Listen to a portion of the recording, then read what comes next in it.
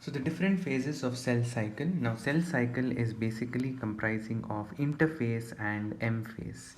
Now as you can see, the largest phase of the cell cycle among the two, that is interphase and M phase, is the interphase, which occupies about 95% of the duration of the cell cycle. What is this interphase including? The interphase includes the G1 phase, the S phase and the G2 phase. So you all are aware that the G1 phase stands for gap phase 1, or you can also call it as the growth phase 1. S phase is the synthetic phase. G2 phase is the growth phase 2. After that, the cell enters into mitosis, which is the M phase. M phase includes karyokinesis, where the nuclear division happens, and the last part of M phase is where the cytoplasm gets divided, and that phase is referred to as the cytokinesis. Now, during all these phases, growth is continuous, that is, in terms of cytoplasmic increase, that is a continuous process.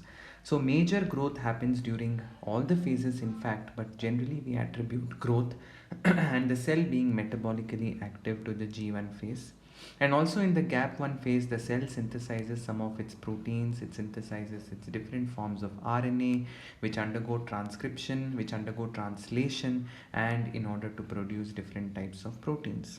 Majorly, what happens during the S phase? Now, during the S phase is when a cell actually duplicates its DNA. So, DNA duplication happens during the S phase. And another important thing is the centriole also duplicates in animal cells in the cytoplasm.